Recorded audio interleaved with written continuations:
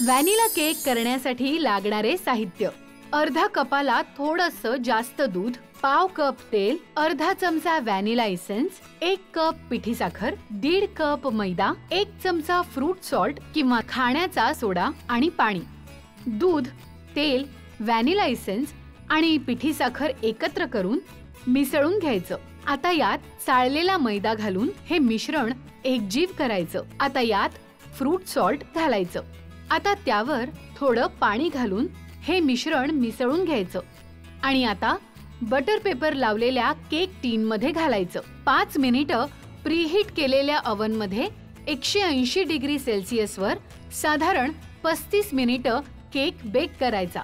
आता तयार झालेल्या केकवर अशा पद्धतीने कापड ठेवून केक थोडा थंड करायचा आणि अशा पद्धतीने टीन मधून काढायचा. झाला आपला व्हॅनिला केक तयार. आज आपण बेसिक व्हॅनिला स्पॉन्ज केक कसा बनवायचा ते बघणार आहोत.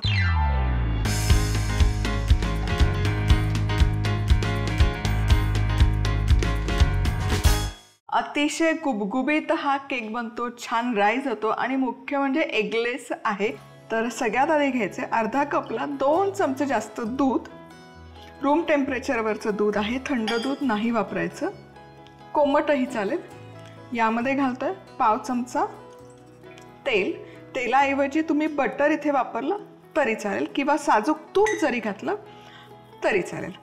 व्हॅनिला इसेन्सचे ड्रॉप्स आणि 1 कप यामध्ये मी घालते पिठी साखर. अगदी सोपी रेसिपी आहे. तुम्हाला आहे ना फक्त केक बनवायचं म्हणून खायचा सोडा आणि पावडर, बेकिंग पावडर असलं काही आणायची झंझट नाही. आता हे सगळं पिठी साखर यामध्ये एकजीव आधी करून घेऊयात. चला, हे आता व्यवस्थित मिश्रण तयार झालं, एकजीव झालं की यामध्ये घालायचा आहे मैदा. सो 1.5 कप मैदाचा मी इथे वापर करते आणि हा व्यवस्थित असा चाळून घालायचा, म्हणजे केकला टेक्स्चर खूप छान येतं.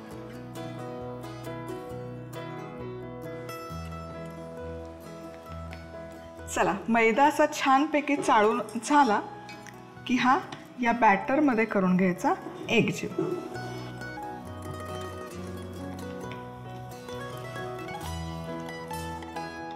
चला, हे बॅटर बघा काय मस्त दिसतंय, छान असं स्मूथ आणि सिल्की झालंय.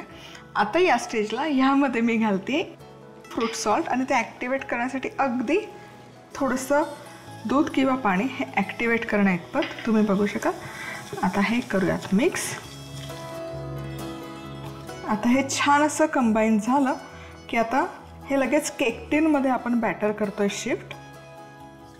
सो इथे 6 इंचाचा हा आहे केक टीन. यामध्ये घालूयात हे बॅटर.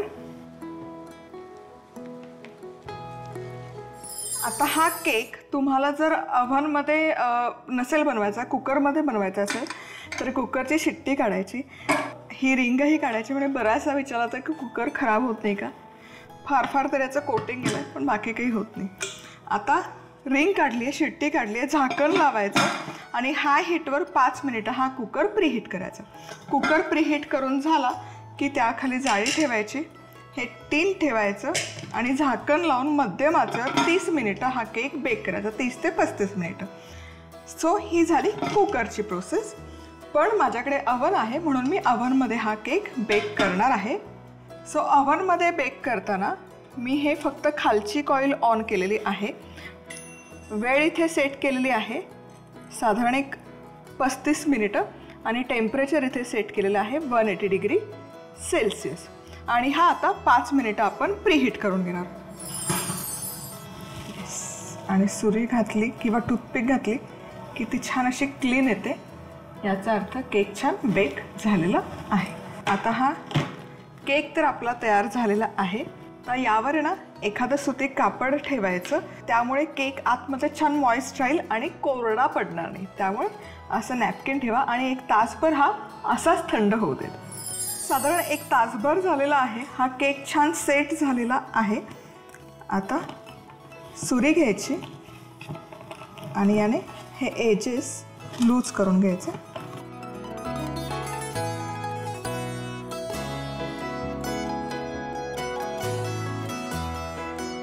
छान एकसारखा सोनेरी रंगावर बेक झालेला आहे, तुम्ही बघू शकाल.